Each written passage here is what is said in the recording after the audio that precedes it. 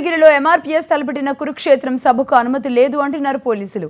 సభ తలపెట్టిన Bible machine ground ను తమ ఆధీనంలోకి తీసుకున్న పోలీసులు పట్టణంలో 144 సెక్షన్ విధించారు.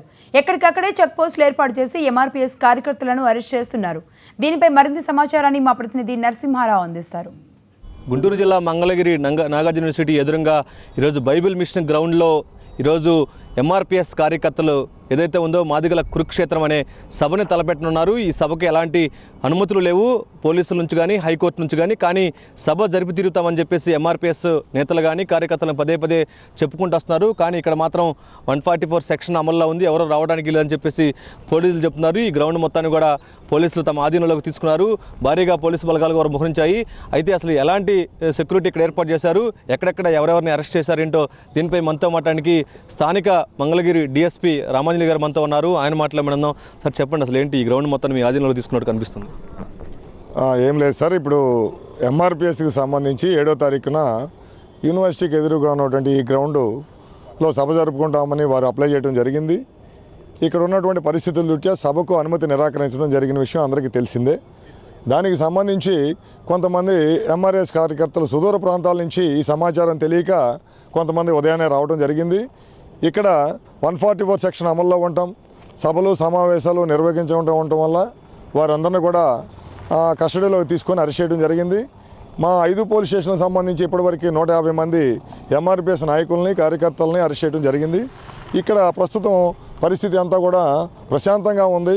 పోలీసు బలగాలు కూడా అన్ని రూట్లలో మేము చెక్ పోస్టులు ఏర్పాటు చేస్తున్నాము.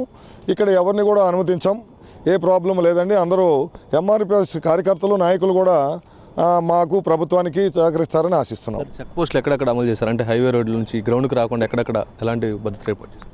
నేషనల్ హైవే మీద కృష్ణా జిల్లా విజయవాడ నుంచి రాకుండా వారధి దగ్గర, ప్రకాశం బ్యారేజ్ దగ్గర, అలాగే తెనాలి రూట్లో నుంచి రాకుండా తెనాలి జంక్షన్ దగ్గర, అలాగే గుంటూరు సైడ్ నుంచి రాకుండా కాకాని దగ్గర, తాడికొండ నుంచి రాకుండా కంతేరు రోడ్డు దగ్గర, అలా ఇటువంటి ప్రాంతాల్లో నుంచి పాదయాత్రగా కానీ వెహికల్స్లో కానీ రాకుండా ఇక్కడ సభకు అనుమతి లేదు. కాబట్టి ఈ కార్యకర్తలు ఎవరు రాకుండా వారిని అడ్డుకోవడం జరుగుతుంది. మాకు కూడా కార్యకర్తలు ఉదయం నుంచి కూడా సహకరిస్తున్నారు.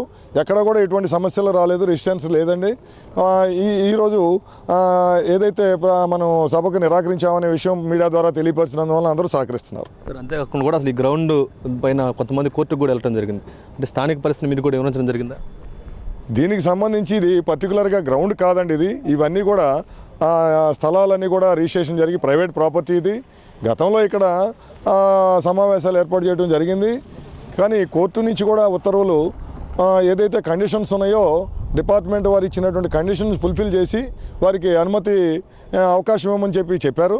దానికి సంబంధించి వారు అన్ని యాంగిల్స్లో మనం అడిగినటువంటి కండిషన్స్ అన్ని ఫుల్ఫిల్ చేయలేకపోవటం వల్ల, ఇక్కడ ఉన్నటువంటి పరిస్థితుల వల్ల, జరగబోయే ఉద్రిక్తతలు, రకరకాల కారణాల వల్ల అనుమతి నిరాకరించడం జరిగింది.